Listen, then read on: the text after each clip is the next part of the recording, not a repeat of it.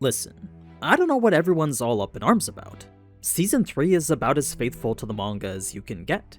There might not be a lot of frames between them, but it's kinda shocking how precisely they decided to follow the manga.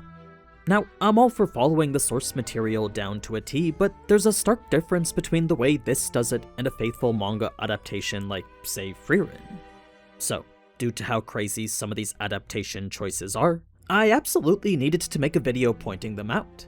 There's some pretty ridiculous things to be found when you analyze some of the scenes closer, plus a few moments that weren't even included. So, that all said, here's a fun comparison between One Punch Man's anime and manga. First, we start off with some glorious pans at the Hero Association, then the classic static dialogue shots with just the mouth moving, then a repeat of the same shot we got literally 15 seconds ago. It's all exactly how we see in the manga, minus a line about Blast and how everything but his hero name is shrouded in secrecy.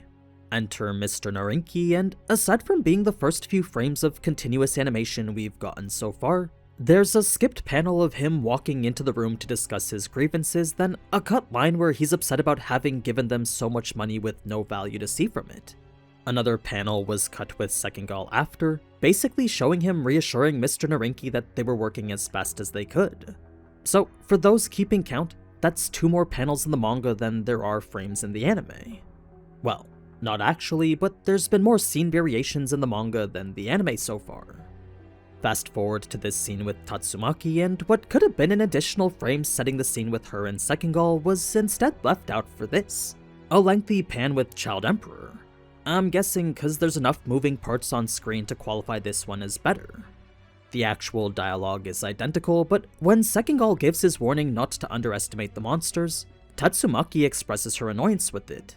It was a clear frustration with the situation we didn't quite get in the anime. Now, for this particular scene here, this was the moment I knew, okay, they're definitely just copying the manga panel for panel. It's not like an anime has never overlaid a static image on top of another static image before. It's just the way this was done makes it so clear they're not even trying to add anything. Like, any other anime would have extended these panels to at least be a full screen cut of the heroes, but here they kept the exact image, pretty much the exact sizing and even the same angle of the black bars separating them. It's just such a jarring edit for a medium that's supposed to be fluid. The next scene with Atomic Samurai is pretty much identical, but what isn't are the character designs between these 2 frames here. You may not have noticed on your first watch, but if we go back and forth like it's some kind of eye exam, you'll start to see the differences make it look like it's from a completely different anime. There's different sword positions, the outlining is very clearly less detailed, Iai's armor doesn't even look the same, and Bushidro's hair looks like a dresser came in and restyled it for him. I imagine it's because different animators were tasked with taking on these 2 scenes separately, and because the reference was this detailed panel versus this less detailed one, the end result was an inconsistent pairing across the scene in its entirety. It's a phenomenon we'll see happen a few more times this episode. The rest of Atomic Samurai's scene provided no more and no less than the manga, so in a way I guess you could say it was perfect. The same could be said for the prison scene after, as every panel was included there too. The anime even added a couple extra shots and gave us a pan with Putty Putty Prisoner's backside. It's when we get to the next scene with Child Emperor that, rather than show him typing and tinkering with his tools, the anime instead just lets us hear it. Metal Knight then says he was in the middle of eating breakfast and describes the attack that destroyed him as some kind of horn like an antenna. It's minor details that aren't quite important, but the anime does include an ominous shot of what we can only assume is blood.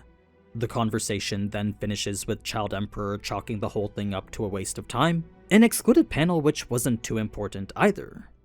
This is where the manga gets to the scene with Fubuki, an encounter with Saitama that happens later on in the episode. We'll just talk about it now though, starting with this specific frame here. So, aside from Genos and Bang supposed to be looking more disheveled, I cannot for the life of me figure out why the anime just decided to have Bang's bare ass out like this. I know the director has a pretty experienced background with hentai, but as far as I can tell, this was nowhere in the manga. So, to make that change here was certainly a choice. I mean, they even have it front and center for a whole 15 seconds in a later scene here. It's a panel you'd think they'd replicate exactly like how they'd been doing before, but for some reason this one's surprisingly different in terms of framing. I guess we can call this a creative difference of sorts. After was an extra panel with Bomb expressing how he was pretty beat up too, then an extended panel with Saitama showing King beating him in their video game. Following it was a single panel with lots of dialogue, which any other anime would have added various cuts to make the conversation more engaging. I was wondering how One Punch Man might approach this type of scenario themselves, but it seems they just decided not to. Instead, we got a 23-second pan on the longest static image sequence so far. The conversation then proceeds to capture panel to frame with minimal changes, up until a panel with Genos mentioning how he would be out of commission for another day or two. With Dr. Kusuno resting after working on Genos' previous upgrades, he wouldn't have time until later to work on Genos' repairs. So that's why Genos was going to be out for so long. Next is another one of those frames taken straight from the manga, then after is a minor nitpick involving Bomb. We know his dialogue here was directed towards Bang, but rather than be looking at Bang like how he is in the manga, instead Bomb is staring upwards at who knows where. You wouldn't know Bomb was talking to Bang if not for him mentioning his name at the end. It's after Saitama leaves that's when we're introduced to Mr. Narinki's private hero squad, a group equipped with battlesuits powering them up to be stronger than that of the common hero. I know the anime said it could surpass the power of any professional hero, but I think common hero sets the expectations a little bit better.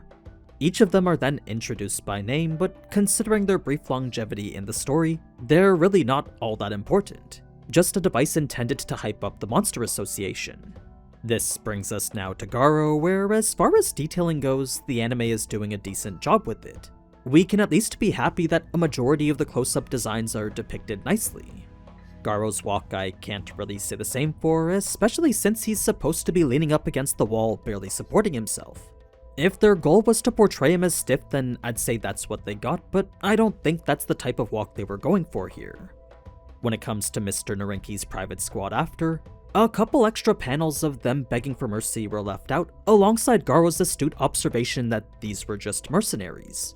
And as expected of mercenaries, they were simply following through with the operation for the money, not the hostage. The next conversation with Gyoro and this machine god really highlight just how egregious the lack of animation can be sometimes. Since both these characters don't even have mouths that move while talking, their back and forth is literally static pans with no movement whatsoever. Just static image to static image for the better part of a minute. Granted, the manga is like that too, but I feel they could have at least animated Machine God turning around to face Gyoro here.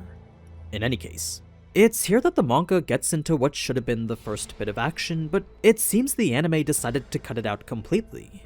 It's the first major omission that's not just one or two panels.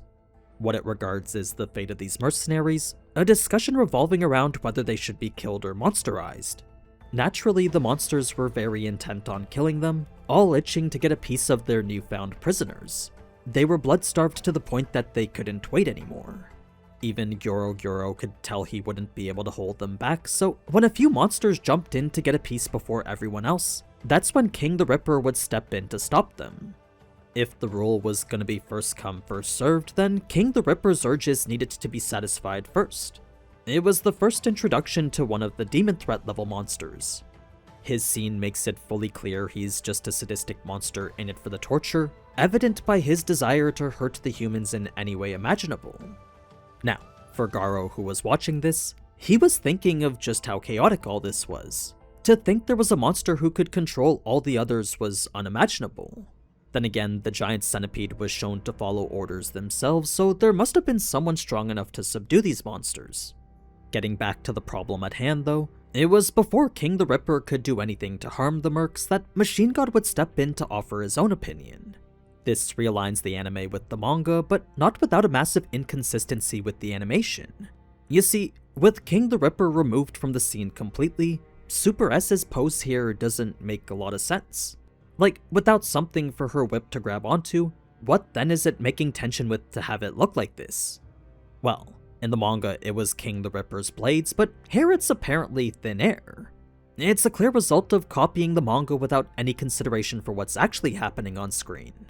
Just like with the Atomic Samurai scene earlier, I'm guessing an animator was given this manga panel as reference, then told to recreate it without being given the full picture. They probably didn't even know King the Ripper wasn't gonna be part of the scene.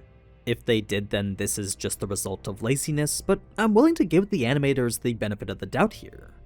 In any case, King would be ordered to give the mercenaries to Super S, resulting in their subsequent transformation into monsters. It's after that Machine God would find King's impertinence somewhat annoying, leading to his question of whether it was okay to kill other members. Killing between monsters was unavoidable, but due to their upcoming war against the heroes, Gyoro preferred not to have too much of it. Really, the whole question was just a threat towards King though, a display King could only laugh at. That's when King would point out he still smelled a human, demanding the one hiding show himself. This is how Garo makes his entrance, revealing the giant Statue of Liberty-sized monster that somehow wasn't in any of the other shots.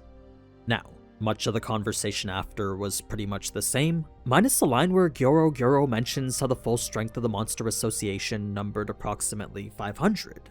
It was roughly equivalent to the ranks of the Hero Association.